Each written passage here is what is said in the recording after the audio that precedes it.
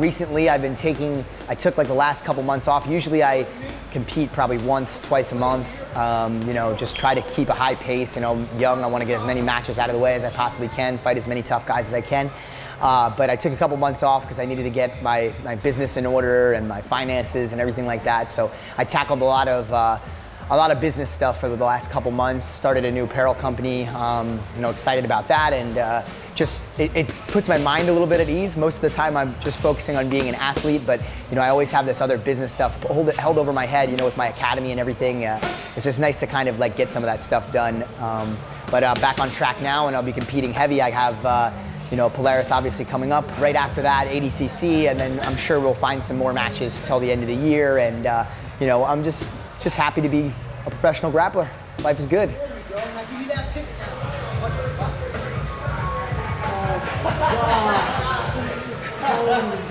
Finally! Woo! He gets you that shit every week. Every week. I told you I'd come back for you. I make sure I build a solid foundation in boxing, Muay Thai. Hopefully one day I'll get a chance to meet up with somebody to train some karate as well, to get some distance management.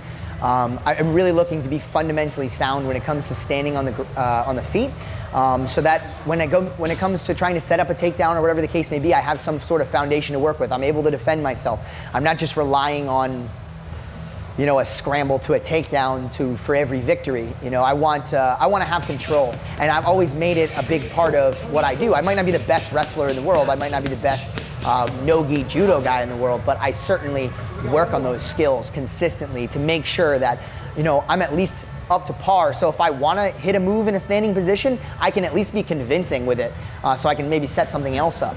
You know, I think it's extremely important and something that a lot of people are not doing. And when I plan to transition to MMA, that's what I plan to do. So you know, what you guys are going to see is you're going to see me boxing more. You're going to see me doing Muay Thai more. All these different skills, and I'm going to try to eventually fundamentally put all of them together. That's also another piece of the puzzle. But you know, I'm working hard. I suck, you know, but we're getting better every day. So I'm very excited to do my striking training. Sucks getting hit in the face, but hey, it's part of the game.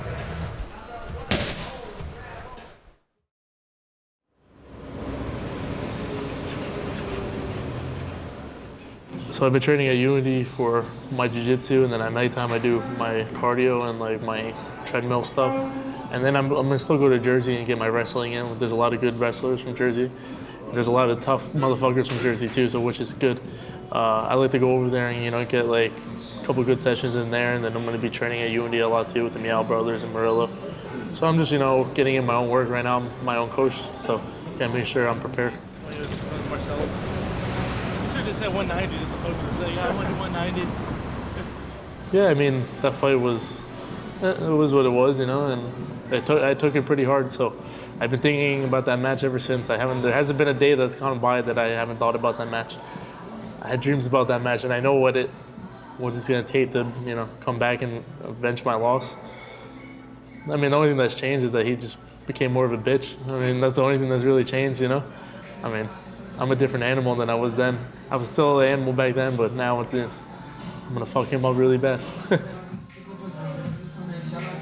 I'm not bothered by it. He's a one-trick pony. I mean, you know, I mean, the whole team are one-trick ponies. So, I mean, I respect them though, because they go out there, they fight, you know, they talk shit and they back it up, you know. So I can see where they're coming from. I do respect them at the end of the day, and this is just business. But I'm gonna have to kick his ass. At the end of the day, I want to be the best jiu-jitsu fighter there is, and then go on MMA. But right now, you know, the cards I was dealt, it's kind of switching up a little bit faster than I would like it. Maybe I'm going to do MMA, and then maybe I'll come back to jiu-jitsu, but it doesn't matter. I mean, they're all going to get it. So there's a lot of people speaking my name in MMA and jiu-jitsu. I'm the only real money fight in jiu-jitsu, so I kind of feel bad leaving. But at the end of the day, you know, I just want to beat everybody. That's what it is. I don't really care about MMA, jiu-jitsu, kickboxing, street fight. I just want to beat everybody's ass, you know. So that's just how it is at the end of the day. I'm just a competitive motherfucker.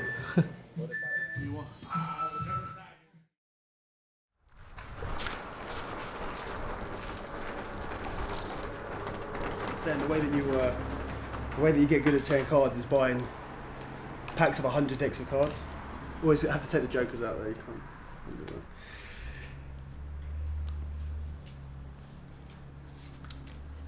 It's a pretty good half. I'm going to see if I can, I might actually be able to quarter this. Oh yeah. Oh, it's a pretty clean quarter. Then we go really crazy. Let's see if we can go 1/8.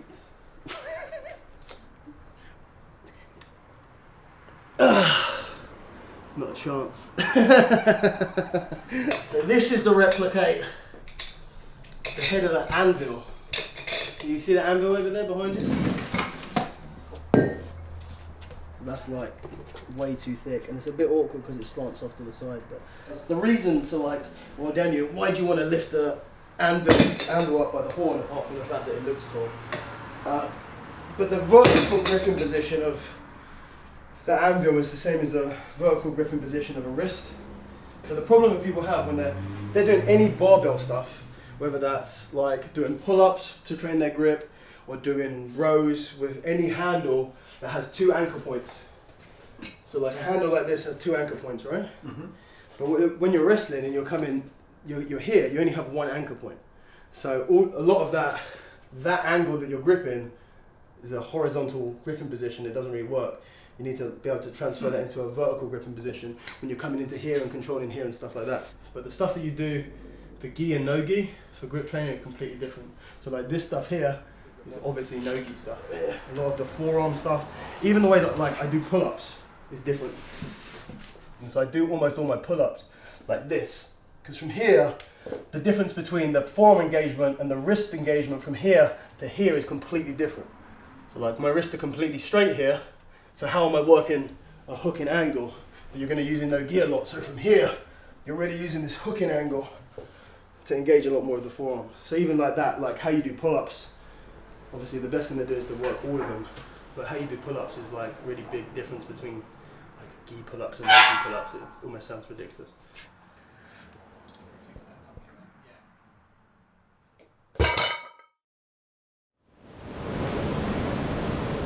MMA, I love MMA and grappling, but competing in grappling is like more fun to me. It's less stress. There's more stress to MMA. So me having an MMA fight and grappling fight right after is a little, trying to train for both, trying to balance it out. So the body gets a little beat up trying to do all the sparring and then trying to get enough grappling in. But it'll be, and interesting too, competing right after. But I think it'll be more fun because after the fight, then it's more of a relax and just go in there, go to England, hang out there for a few days before, and then go and compete.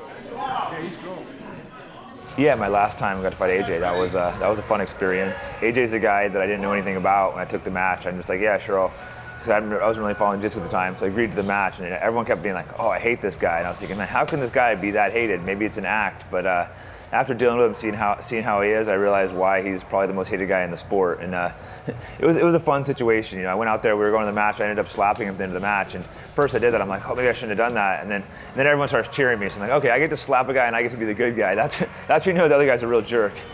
Oh yeah, it was great. The crowd was super into it. It was pumped up. We had energy up. Me and AJ. It was definitely got some bad blood going in that match. It was a lot of fun. Yeah, I got AJ and did the 2 most hated people in the sport. I had them both and got to go against both of them. So, Dillon is a talented guy. He gave me a good match, but I went out there and won. I think he was. That was a good match, but he was kind of being a baby about it, trying to make excuses when he lost fair and square.